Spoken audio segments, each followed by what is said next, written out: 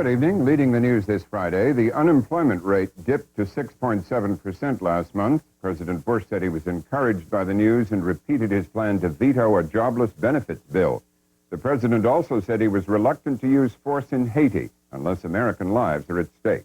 We'll have details in our news summary in a moment. Judy Woodruff's in Washington tonight. Judy? On the NewsHour tonight, we go first to the battle brewing between the White House and Congress over unemployment benefits, as seen by Budget Director Darman and Senate Majority Leader Mitchell. Then Robert Gates winds up his public testimony before the Senate Intelligence Committee. Charlene Hunter-Gault talks to the deposed president of Haiti, and Gergen and Shields analyze all the week's politics. Funding for the NewsHour has been provided by PepsiCo.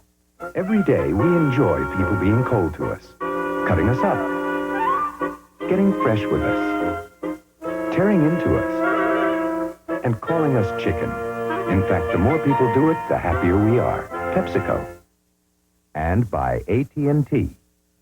And by the Corporation for Public Broadcasting. And by the financial support of viewers like you. The nation's unemployment rate dropped slightly in September, down 0.1% to 6.7%. The rate had held constant in July and August at 6.8%. President Bush said the news was one more sign that the economy is strengthening. He made his comments at a White House news conference where he also repeated his intention to veto a bill passed by Congress earlier this week that would extend unemployment benefits by up to 20 weeks beyond the current 26-week limit. Although I believe that the economy is on the right track, let me be the first to say all is not well. I'm deeply concerned about those who are out of work. Unemployment benefits are important. Congress should provide a responsible extension of such benefits. The bill that we've been for some time, the Dole bill, does just exactly that. And I'll sign a bill that helps people and also protects the overall economy by keeping to the budget agreement. As I said, there is a bill in Congress to do that right now, and if Congress gives me that bill, I will sign it immediately. The Dole bill, which the president endorses, would extend benefits up to 10 weeks. It would pay for itself through the sale of government-owned radio frequencies and collection of overdue student loans. Democrats in Congress criticized the president for his position, and they had a different interpretation of today's unemployment news.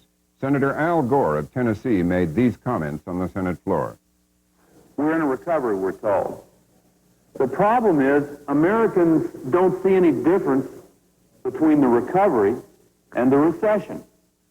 How do we tell the difference? The unemployment rate continues at this very high level, and while the administration has insisted that the current recession is, and I use their words, short and shallow, the same could be said for their statements and for the president's domestic economic agenda, short and shallow. We'll have more on the unemployment figures right after the news summary. Judy? A 9-member delegation from the Organization of American States arrived in Haiti today. Their mission is to convince military coup leaders to step down. Haiti's deposed president, Jean-Bertrand Aristide, said he hoped that such diplomatic efforts succeed so that military force will not be needed. Aristide met with President Bush at the White House this morning. Mr. Bush today froze all Haitian government assets in this country.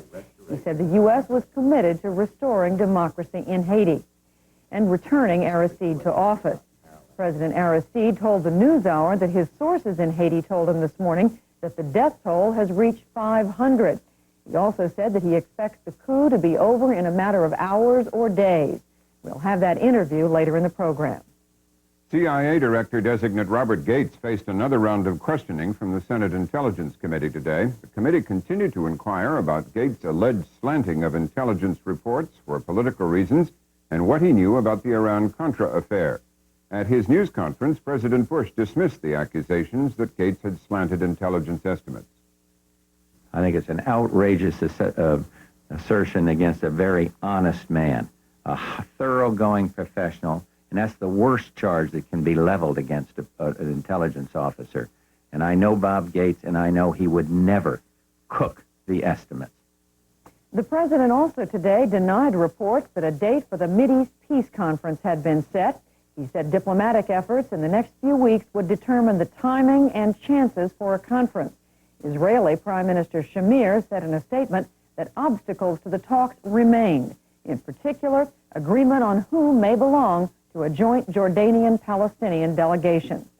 United Nations inspectors detained in Baghdad last week said today that the Iraqis were just 12 to 18 months away from full-scale production of nuclear weapons. Inspection team leader David Kay arrived in Vienna to report to the UN's International Atomic Energy Agency. He said his team also found evidence that Iraq was testing a missile capable of carrying nuclear weapons.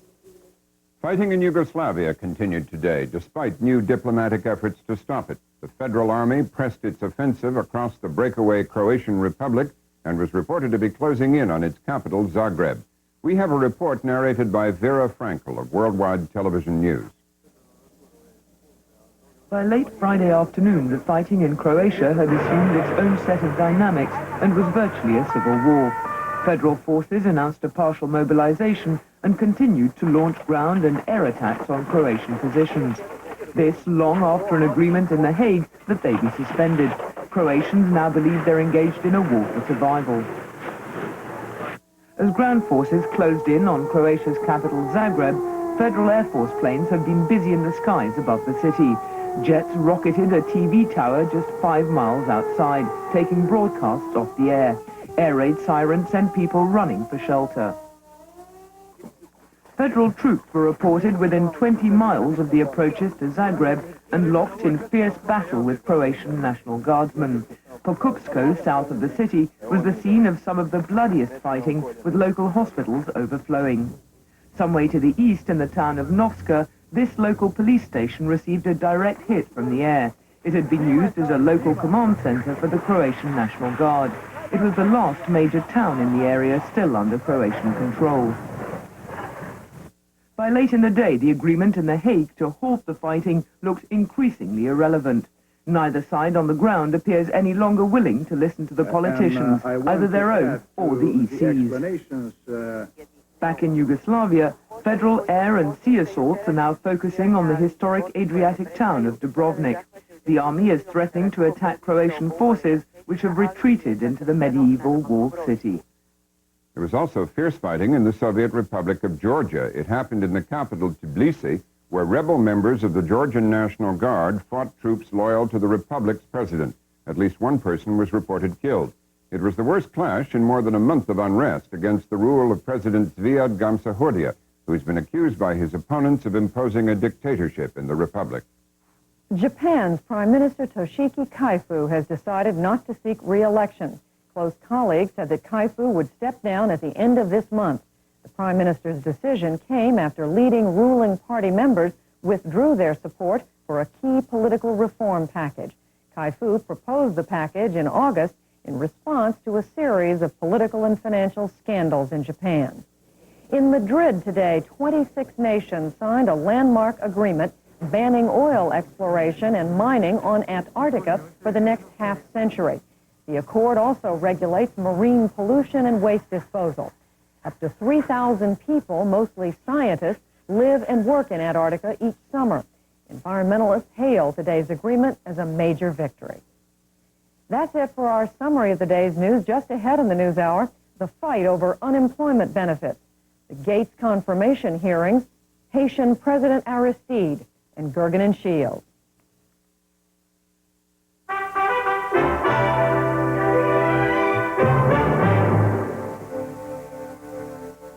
First tonight, the unemployment story. The percentage of Americans out of work dropped slightly last month, down by 0.1% to 6.7% of the workforce. Despite the nearly 8.5 million Americans out of work, President Bush told reporters he saw encouraging economic signs. Today's unemployment figures show the economy is moving in the right direction. The drop in unemployment is one more sign that the economy is strengthening. Data released just this week showed new car sales were up, housing sales were up.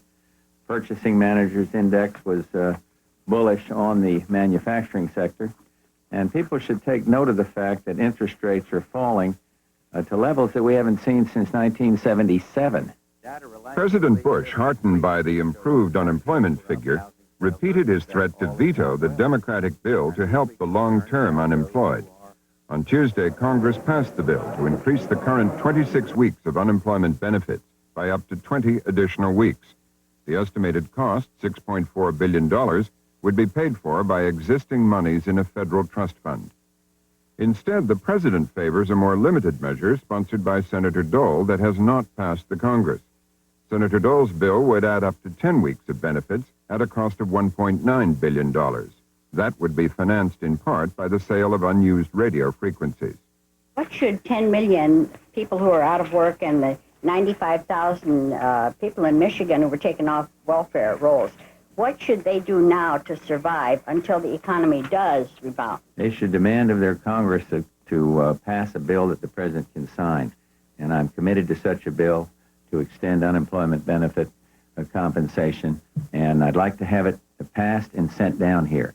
And if it means vetoing a bad bill so that the people that are working and the people whose families are hurting but are just making ends meet so that they can have a better shot, and I'm talking about not breaking the budget agreement, that's what I'm going to do. I'm for unemployment benefit extension and doing something about it, and I'm also for protecting all those that aren't working and that are working who pay taxes. And one way you do that is to keep the Democratic Congress from busting the budget agreement. Will that feed the people, pay the rent, and help them to get jobs? Yes, at this my particular program will, yeah.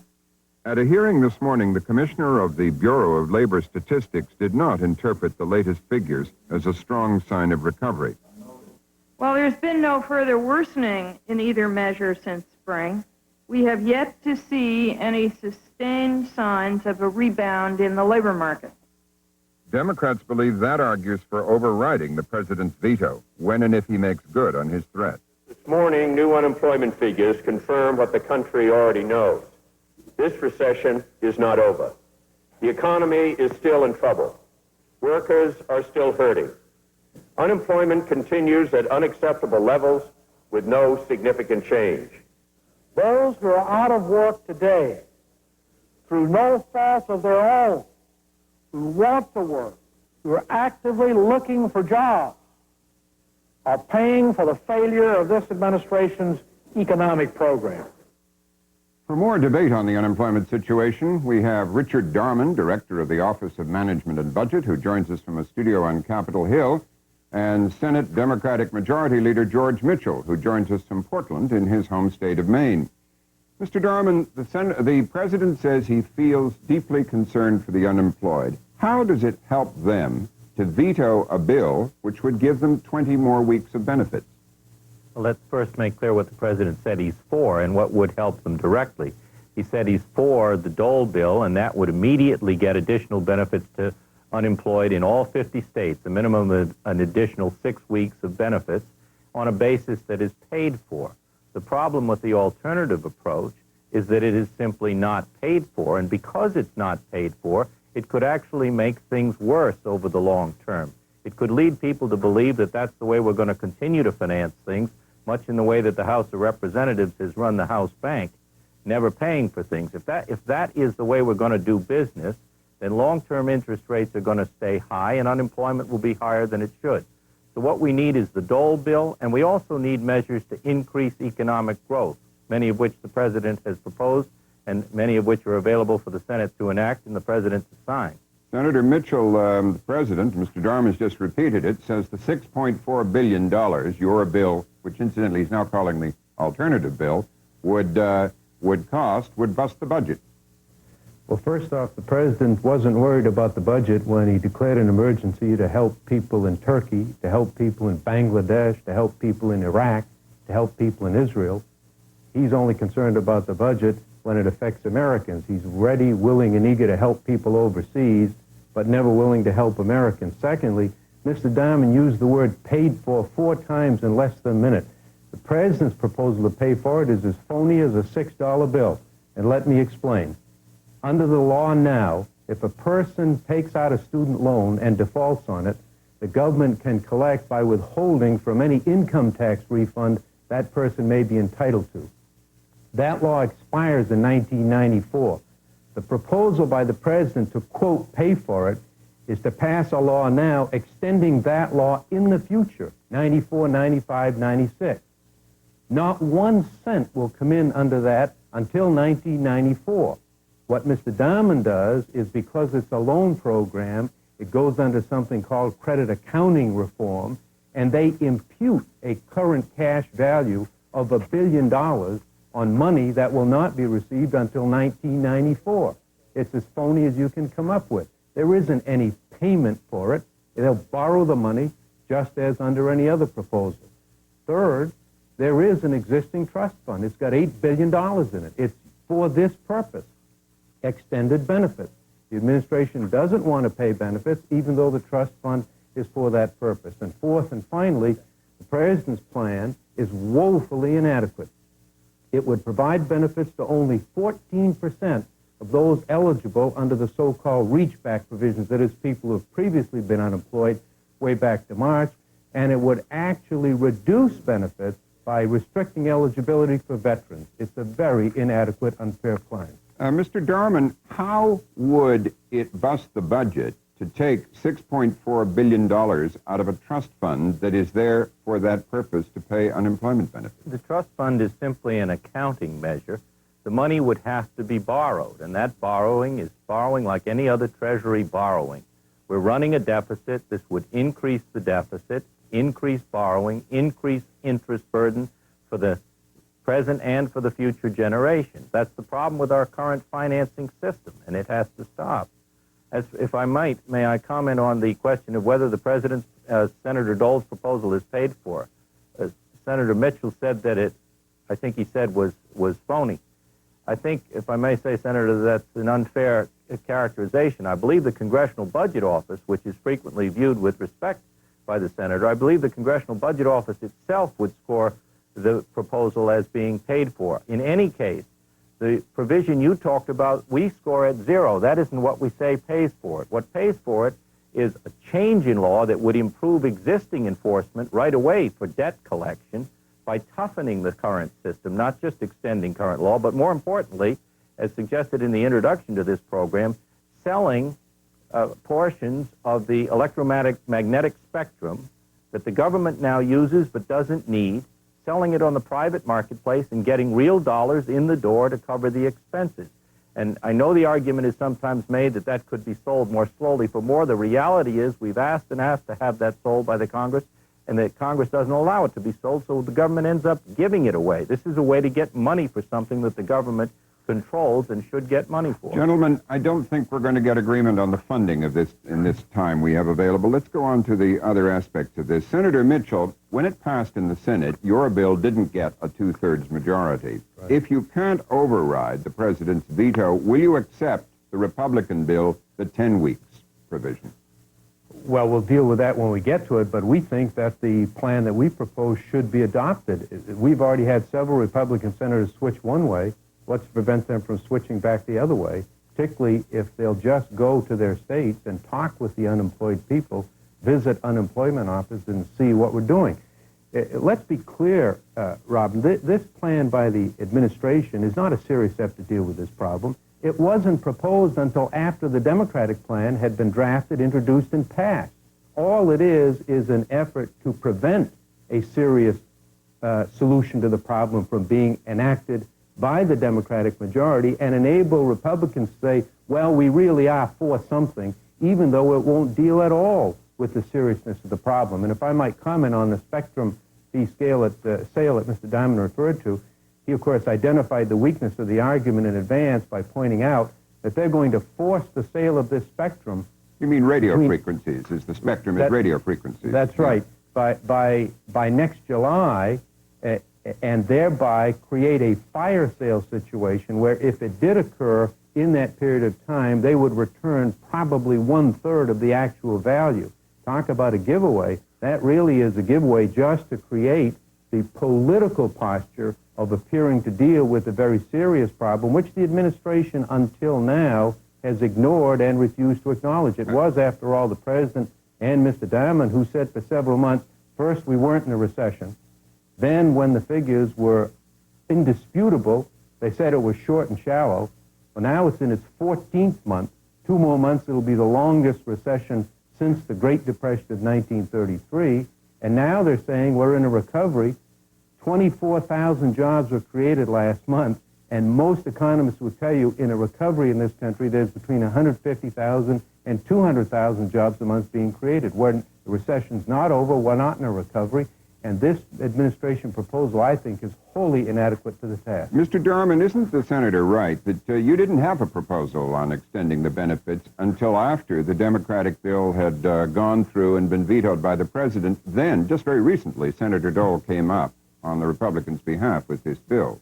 I mean, the president says he's concerned about the unemployed, but you didn't have a proposal to extend their benefits until, as he says, the Democrats came up with this, right? Yes, that's a fair point. In fact, what we said early on was that the economic statistics were very favorable in May, that the economy looked as though it had turned, and indeed most economists continue to say that it looks as though the recession ended in May. The problem since then has been that the recovery has not been as strong as we would have liked. It has been almost as strong as predicted, but not as strong as we would have liked. And so in this context, we agreed to support this alternative. I may say we could end the debate immediately and get benefits to everyone tomorrow morning if the Senate would send down the Dole bill, and in all 50 states, the unemployed would receive at least an additional 6 weeks of benefits. And if that turns out not to be enough, then we can review the matter at some subsequent point. But it could end the debate right away. I should emphasize also that in the context of growth that is not as strong as we all would like, it also is an argument for enacting measures to spur this economy, such as measures to encourage greater savings and investment in home ownership and things, research and development, things that will make more jobs for more people over the long term. Senator, what ideas do the Democrats have that the White House isn't using to get the economy moving faster? We have a 7-point program which we've proposed, and if we had any cooperation from the White House, we could enact, including reform of the unemployment insurance system as we've proposed, lower interest rates, which I say the Federal Reserve is doing, and we commend them for that. They ought to go even lower. Dealing with the credit crunch, the president just discovered it last week. Where has he been for the past 9 months? Banks aren't making loans. I had a meeting with Secretary Brady way back early this year at which we urged action. We've gotten nothing from the administration on that. Middle-class tax cuts. The president today repeated his old bromide that will cut taxes primarily for those making more than $200,000 a year. We say we ought to cut taxes for people in the middle, not those at the top. The president wants to cut taxes for a family making $300,000 a year. We say why not cut taxes for 10 families making $30,000 a year. We want to speed up action on the highway program. The president does want that. He's asked for that. We also want to reform health care. He said nothing on that. Education, that's a photo op proposal by the president. And we want to increase savings and other investment incentives as well. So we've got a good comprehensive program. Robin, if I might just make one additional point. Mr. Diamond acknowledged the president didn't have a plan here, and their proposal is only a reaction to ours. Contrast that with when there's a crisis overseas. The president came up with a plan on Iraq. The president came up with a plan on Turkey. The president came up with a plan on Bangladesh. When someone is in need overseas, the president is right there with a plan right out of the box. When Americans are in need, it's unwilling, reluctant, no, we can't do this, we can't do that. Suddenly the budget, which doesn't seem to matter when it's spending overseas, is a big hurdle. I think this demonstrates the lack of concern for what's occurring in this country with this economy. It's in serious trouble. We've got to act on it. Mr. Dorman, with the president quoted the most optimistic signs of recovery today, new car sales, recent home sales, and so on. There are a whole lot of very negative statistics, which if somebody wanted to make the other case about the slowness of the recovery could be made. Orders for durable goods falling severely in August, the gross national product falling 0.5% in the second quarter, consumer spending rising only 0.1% in August, factory orders down 1.9% in August, and so on. Here's what I want to ask. Are you now beginning to think in the White House that simply encouraging the Fed to lower interest rates, which it's done, and now exhorting the banks to lend more isn't going to be enough, and that something unusual and extraordinary will have to be done given the slowness of the recovery? No. No? Right now, put us aside and put congressional forecasters aside and look at private forecasters. Over 50 private forecasters known as the blue chip forecasters, every single one of them are now predicting that economic growth will be positive right straight on through the end of next year.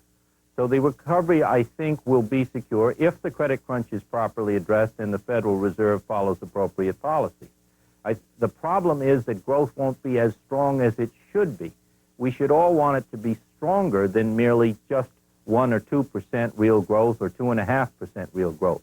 To get it to be as strong as we would like it, we need additional measures of the type that I and the President have already spoken about, and we have a fundamental difference there as to approach with Senator Mitchell, and we've been unable to resolve that, not just Senator Mitchell. We are unable to resolve things further this evening, but gentlemen, we thank you both for joining us.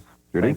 Thank you. Still ahead on the NewsHour, Robert Gates on Capitol Hill, the President of Haiti, and Gergen and Shields.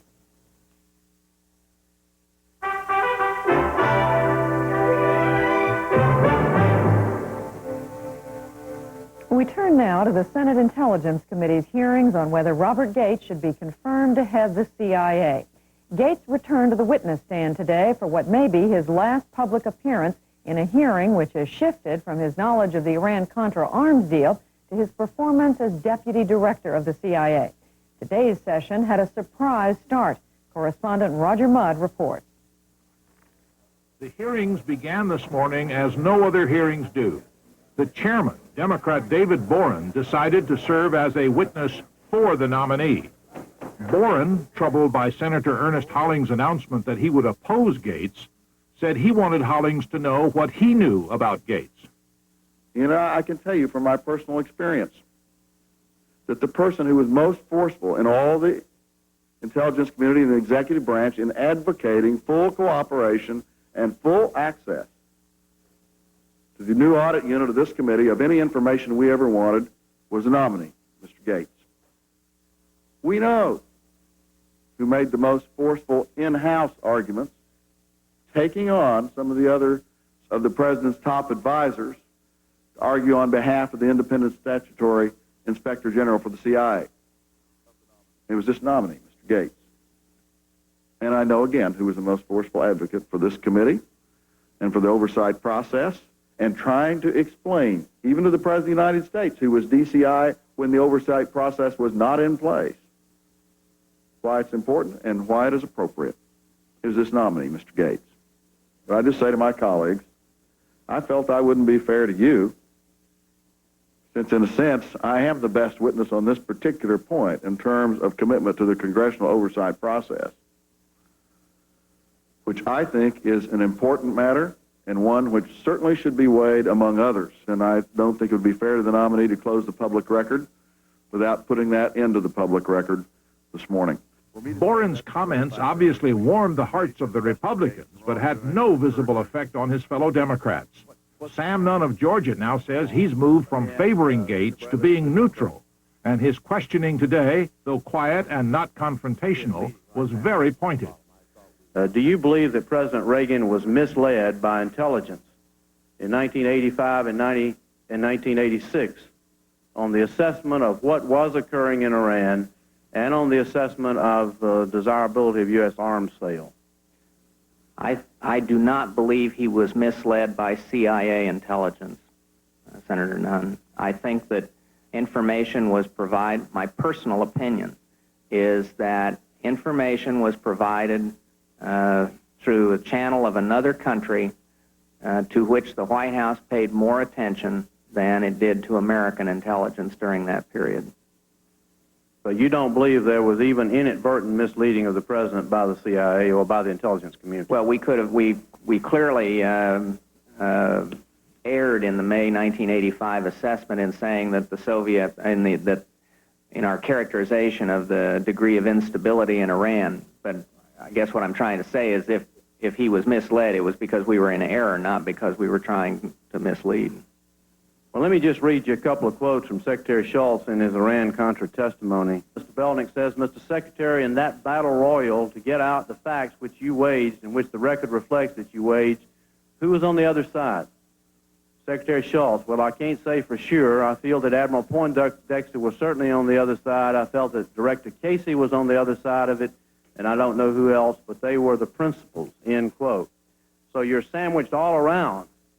The Secretary of State, the findings of the committee later on, which was after the fact, but during that time, your own people felt that the president was being misled. You did not. Is that correct? Senator, 2 points.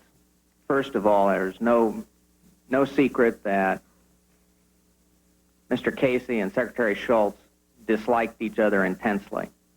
In fact, I think during that fall period in 1986, that Mr. Casey even tried to get the Secretary of State fired. Second, it's also, I think, no secret that Mr. Casey did not draw as bright a line as he should have in terms of his own role between providing intelligence and trying to influence the policy. That one, Mr. Casey, did you ever go and tell the president that? Watch out for Mr. Casey, because you said yesterday we have to pull him back all the time. Mr. Whipple said he had to stay over here and correct the record after he got through testifying. You were there with him for 6 years in one position or the other. Did you ever go tell the president, watch out? The boss means well, but he goes too far and he misstates things and he misrepresents things and he distorts the record. Did you ever tell him that? No, sir, and I don't think either one of my predecessors did either. Democrat Howard Metzenbaum's questions about Gates' failure to remember certain conversations and events got a rare rise from the witness. Mr. Gates, thought a little bit the last 24 hours about your 20 points. I kept coming back to the 33 non-recollects you gave this committee and the 40 don't knows. Why didn't you give this committee more full answers than you did? Senator Metzenbaum, I gave this committee, in those interrogatories, the most honest answers that I could. The way I was able to put together the statement that I hand wrote and read here yesterday morning was through research into the record. Now, there is no such record like that in some of the aspects of Iran-Contra. As Deputy Director for Central Intelligence, I had an enormous number of things going across my plate. And one of the things that I found interesting, for example, about October 1986, is that in the course of these hearings, I've discovered that not only were all the things I've talked about going on in October 1986, I discovered that there's a major change in Iraqi policy, in policy toward Iraq liaison in October. I discovered I did the Soviet memo in October. Those first 2 weeks in October were a heck of a time, it turns out. And all I'm trying to tell you is that, and I guess that I am responding with some passion because I'm a little annoyed at this notion of selective memory or selective amnesia, to take the other side of it. And the fact of the matter is that I don't think it is unreasonable that somebody is not going to remember the details of the conversation that took place 5 or 6 years ago, or even 5 or 6 weeks ago, if there is no written record made of it, and if it falls in the middle of a variety of other things that are going on. At mid-afternoon, the hearings, which had been openly partisan in a way the committee was not expecting, finally ended with Gates being given the last word. This confirmation process, while long, after all, the whole Soviet Empire has fallen apart in the course of these things, has been fair, thorough, and professional. And for that, I thank the committee and its staff. I will close by again thanking the President for nominating me. And I will say that I hope that this committee and the full Senate will see fit to return me once again to the agency I love and to which I dedicated my life a long time ago. Thank you. The committee vote 2 weeks hence will not be unanimous. Bradley, Hollings, and Metzenbaum have guaranteed that.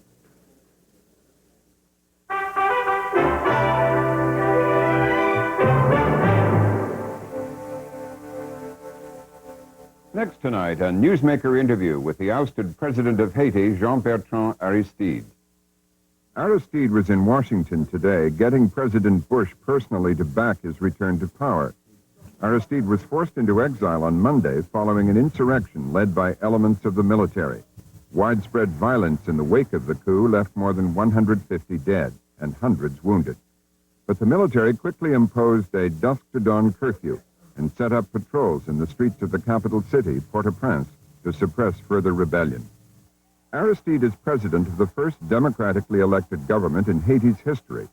A Roman Catholic priest, he had strong appeal among the nation's many poor citizens and easily won election last December with nearly 70% of the vote. He inherited the worst poverty in the Americas, the legacy of the dictatorships of the Duvalier family and the military that had strangled the country since the 1930s. It was just last Wednesday that Aristide came to the United Nations seeking massive foreign aid, 5 days before he was ousted by the coup.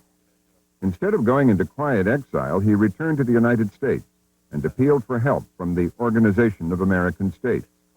Last night, he also addressed the United Nations Security Council, which, like the OAS, urged the restoration of democracy in Haiti and began imposing sanctions against the coup leaders.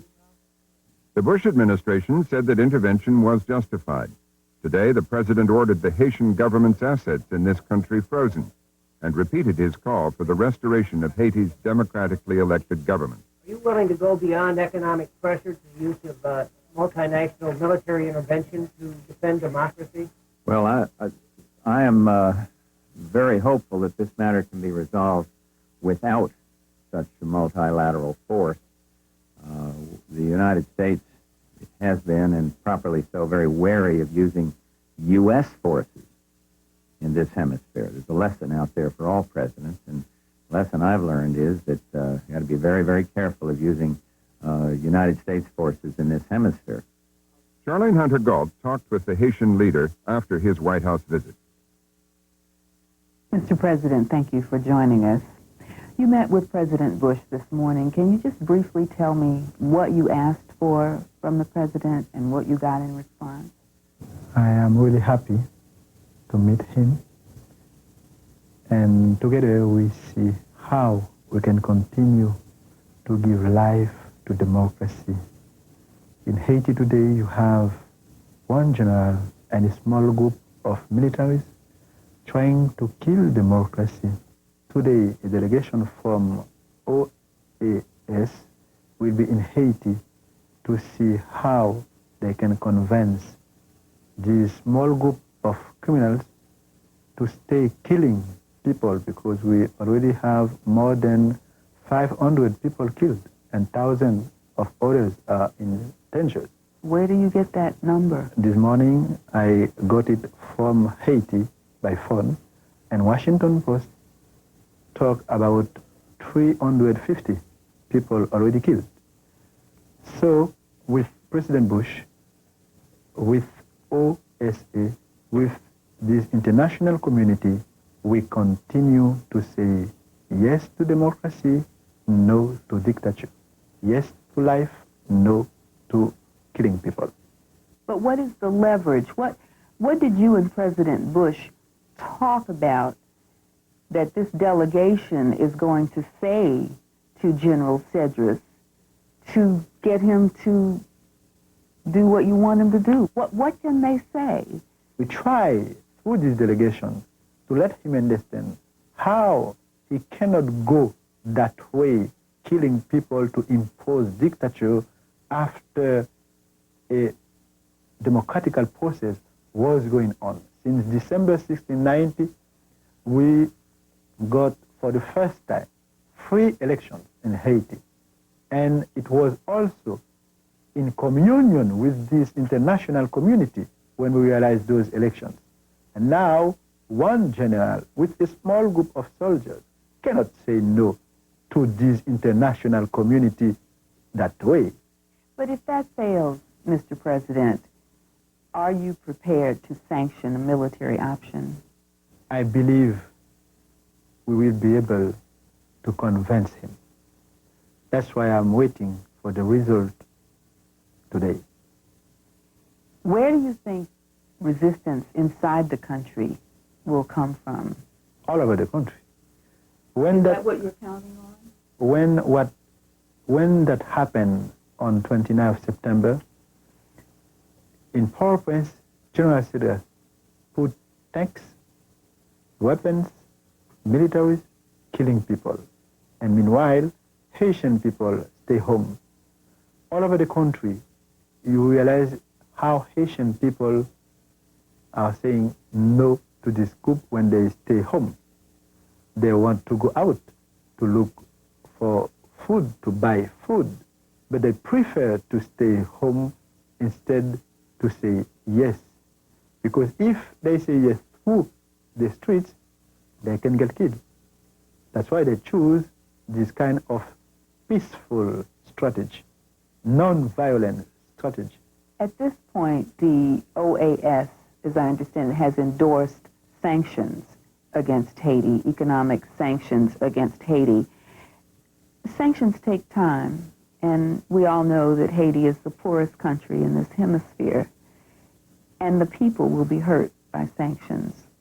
How long are you prepared to wait to allow sanctions to work before some other steps are taken? It's question of hours. It's question of days. I hope it will not be question of weeks.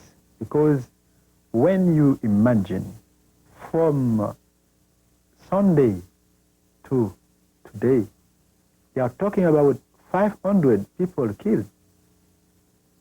When now it's question of weeks, that should be worse.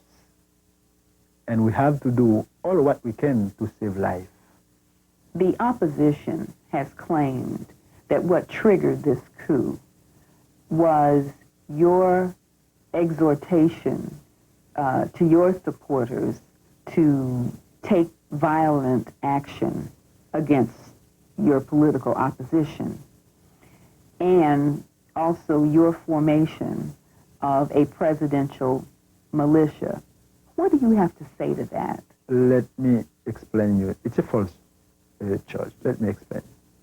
Haitian people need justice, and they always are looking for justice, are asking for justice. Now, when they didn't get justice, they try to do justice themselves, using, for instance, these things which they call perle brun. That means tiles. Well, tires. And I say no to that. I will continue to say no to that. And at the same time, I say we have to put institution of justice, to give justice to Haitian people. That way, they will not try to look for doing justice themselves. How much has this whole episode set back the course of democracy? Haitian people, as I said several times, want democracy and is ready to die for democracy. Unfortunately, we have an army with structures of dictature instead to have structures of democracy. Structures of dictatorship. Yes. That's why during 7 months, from February 91 to September 91, we could celebrate a very big feast between the army and Haitian people.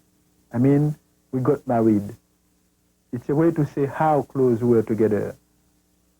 Some of the same country, army and Haitian people, we were together because of love. Love of everybody, because of respect, because love and respect, they have to go together. Because of justice. Justice, respect, love, they go together with democracy. If they respect law in the army, that will help the army and us to don't be under the structures of dictatorship. You think most of the army remains loyal to you? Sure. It's question to see a soldiers with a small group of soldiers trying to kill people and killing democracy, when now the general ordered the army to kill. Of course, it's a general. Until now, we can understand how it's not easy for the army to don't obey, even if that should be better for them to not obey, because when you are military to protect life. not to kill people.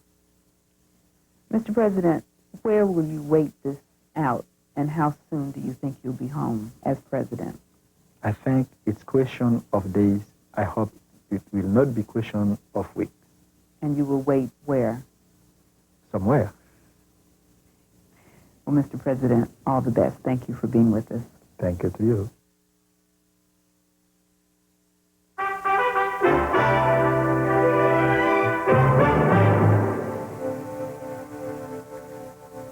Finally tonight, the events of the week is seen by our regular Friday team of Gergen and Shield. That's David Gergen, editor-at-large at U.S. News and World Report, and Mark Shield, a nationally syndicated columnist. He joins us tonight from Raleigh, North Carolina. Well, gentlemen, back to the story that we let off our program tonight with, and that is the unemployment benefits debate. You all heard the comments of Budget Director Richard Darman and Senate Majority Leader Mitchell. Mark, just back again to what the President said earlier today, that the economy is on the right track despite these new figures. Is the public buying the White House line on what's happening, and are they buying the President's argument that it's the right thing not to go along with 20 weeks extension and unemployment benefits? I don't think that optimism, Judy, is there yet in the country. I think the President stands almost as an island of optimism at this point.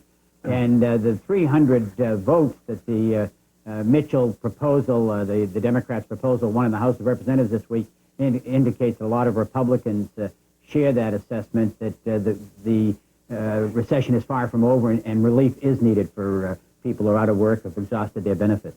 David?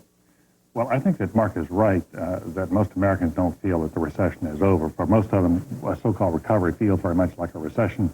They're living from paycheck to paycheck every 2 weeks.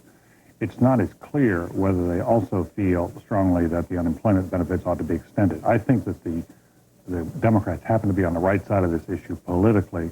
The White House thinks at the moment, Judy, that the issue is not yet resonating in the country, even though the Democrats may have the better edge politically.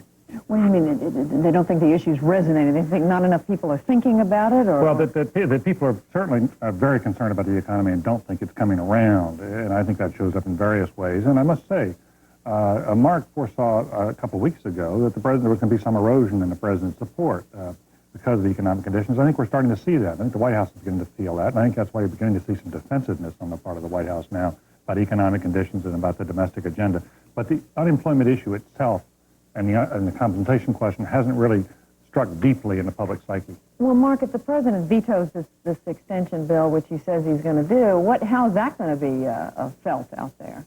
Well, I think the argument that you hear George Mitchell, the Senate Majority Leader, make today is the argument the Democrats will be making. That is, George Bush has declared an emergency in the case of aid to Turkey, aid to Bangladesh, aid to Israel. But when it comes to helping out-of-work workers in Michigan and North Carolina, there's a reluctance to declare a budget emergency, which would be required. And I think that is going to be an argument that George Bush and the Republicans find themselves very much, as David put, on the defensive. It's a day late and a dollar short. They denied there was a problem before. Now they've come up with sort of a half-a-loaf solution. And I think they find themselves really playing defensive politics on this issue. What's the White House comeback on that one? That the President is right up front and early when it has to do with problems overseas, but not on domestic problems? Well, I frankly think that the White House comeback has not yet been strong enough from both a substantive point of view and a political point of view. I mean, the White House is blaming the press this week. Today, the President blamed the press in the press conference for not talking about his domestic agenda. But the fact is, the President had a meeting this week with the Democratic leadership, and the issues of domestic policy never came up. They talked about the nuclear proposal last week. They talked about Iraq, and then the President wanted to talk about Haiti. All important subjects. But the Democrats argue they haven't had a serious conversation with him about domestic issues. The leadership hasn't since last year's budget agreement. So I think that I do think that the President is starting to show more attention. I think that he's starting to show more concern about it. He's starting to come up with some proposals, push capital gains again today. But it seems to me if he's going to convince people he's serious about the domestic agenda, about the unemployment problem, the economy, they're going to have to do a lot more out of the White House. We had two Democrats, speaking of politics, jump into the presidential race this week. Senator Kerry of Nebraska was one of them. Mark, what sets Senator Kerry apart from the rest of the field? Well, I think a couple of things, Judy. For 20 years, the Democrats have been losing a His Democratic candidates have grown more sensitive, more vulnerable, more expressive, more anti-macho, more nurturing. They've continued to lose the votes of American males, many of whom question the ruggedness, toughness, commitment of Democrats. There's no rational person in America who's going to question either the commitment to America, the toughness, or the patriotism of Bob Kerrey, whose citation for the Congressional Medal of Honor reads like something out of the Aeneid. It was such a heroic act. I think he brings to it, in a strange way, his strengths are his weaknesses. Bob Kerrey, as Ed Rollins, Ronald Reagan's 1984 campaign manager, thinks out loud, and he does. He's quite candid in taking his positions, and at the same time, the strength of him is that he is not a conventional politician. He is someone who's seen as speaking his mind and speaking it with a passion. David, is he someone that the Republicans need to worry about? It's awfully early. Talk about him and about Bill Clinton, who announced yesterday. Well, I think Bob Kerrey has a real takeoff potential, but he's also got the potential to take a real dive fast. He's got an aura about him. He is, as I think Mark has indicated, he does have a remarkable biography. He's running on that so far. And I think a lot of people will find not only his war record, but his relationship with Deborah Winger will bring him a certain amount of glamour. But beyond that, it's not at all clear that he's thought about what kind of country he would like to see. He seems to have decided he wants to run for president, and later he'll make up his mind about what he'd like to do as president. I think that's a shortcoming he has to watch. Bill Clinton is a man who has really been in the trenches as a governor for a long time. Has been cited on many occasions as the most effective governor in the country. Immensely likable man. I think he had a somewhat different theme yesterday. When he declared, what he really would like to emphasize is the idea of a new American compact in which the government provides opportunities, but individuals have to take advantage of those opportunities on their own. That's something new for Democrats. They used to talk about that 30 years ago, and Bill Clinton's trying to revive that theme. That's a different message, Mark, is it not, from what we're hearing from other Democrats this year, at least some of them? Yeah, I think in fairness to Bill Clinton, he has probably thought more intimately and intensely about the domestic questions such as education and welfare than any presidential candidate of the last generation. He's, after all, been governor he was first elected in 1978, even though he's 45, which led to Sam Nunn introducing Bill Clinton as the only American who's been a rising young political star in 3 different decades, which is really a rather remarkable achievement. He, by contrast, Clinton, enjoys the privilege of lowered expectations based upon his 1988 disastrous nominating speech of Michael Dukakis, which really left the impression that he's not a good speaker. He's a very, very good speaker. He will be an interesting candidate. Just in fairness to Bob Kerrey, Bob Kerrey, I think, has come out with a national health proposal plan. You can't be 2 minutes in any focus group of voters anywhere in the country before the cost and availability of health comes up as an issue. Kerry has advanced a plan, and I would compare his advancing of that, which is a controversial proposal, I admit, very much to what Ronald Reagan did in 1980 by advancing Kemp Roth. I mean, it's a specific controversial idea. Well, it may be more comparable to what Reagan proposed when he asked for the $90 billion cut. This is a health care plan that calls for a 5% increase in the payroll tax. I think there are going to be a lot of Americans looking at that and wondering about it. But that's the problem with Bob Kerrey. He's done a lot of good things. When you look beyond health care, it's hard to see what he stands for. Bill Clinton has got some disadvantages. He's not as well organized as Kerry. Bob Kerry's got an edge on that, and he has some geographic disadvantages. Kerry is going to be running in some early states which are contiguous with his own. Okay, Mark, jump in, then I want to move you all to something else real quickly. Okay, one thing about Bob Kerrey that shouldn't be overlooked. He is a divorced father of 2, and his former wife, Beverly Higbee, told Steve Daly's Chicago Tribune this week, "I wish he could be elected president." I think as a citizen, he would do very positive things for the country. We're great friends. Very few candidates can get their undivorced spouses to speak as highly of their candidacies as Kerry can. You just wait to see what Hillary Clinton does in this campaign. She'll be one of the most quoted women in this campaign. She's a very able person. Of Bill Clinton. Just quickly, gentlemen, I'm going to force you guys to move on from presidential to congressional matters, and that is these 2 more stories out of the House of Representatives this week. $300,000 worth of unpaid House restaurant bills on top of the bounce check story. They voted this week to close the bank. David, where is this one going? Last week we said close the bank. They did it. Now they ought to start cutting out the rest of these perks, Judy. I mean, they've got a pharmacy up there dispensing free medicine. They've got their own ambulance service. They've got a lot of other perks. It was one thing for the congressman to say, look, we need a few extras when we weren't being paid very well. Their salaries have been raised to $125,000 apiece, Senate and House. They really need to reform across the board. Cut the perks, cut the staff, and indeed cut the number of terms they serve, as Mark even began to recognize last week. Well, in all fairness, the restaurant charges they're no longer permitted to do. Mark? No, Judy, I think in this case, what we have is the Democrats of the Congressional Party, whatever Bill Clinton or Bob Kerrey does, is not helped by what the Democrats on the Hill are doing. It appears from the House Bank and the other perks that they have been enjoying and seemingly out of touch that members of Congress want to live like John Sununu. We're going to start talking about perks, David. What about the way the White House lives? They all live like Mexican generals down there. No. They've cut back in Mexico, Mark. But if the Congress would only do half of the things the executive branch is doing, it would be living much more properly. But no, there's no question. There's no question, Judy. It does hurt, and it's wrong. Mark Shields, David Gergen, you've spoken. Thank you both.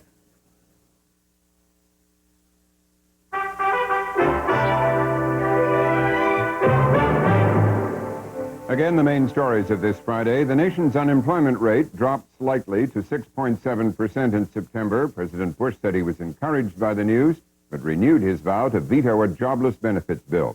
The president also said he was reluctant to use force to reverse the coup in Haiti, unless U.S. lives were threatened. Good night, Judy.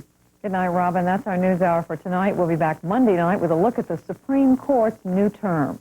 I'm Judy Woodruff. Thank you and have a good weekend. Funding for the NewsHour has been provided by AT&T. AT&T connects the world, from equipment to networking, from computers to communications. AT&T, the right choice. And by PepsiCo. And by the Corporation for Public Broadcasting. One heck of a lot of swallows. Tony Cook sure did. Visit Tony and his sky full of insect eaters on Oregon.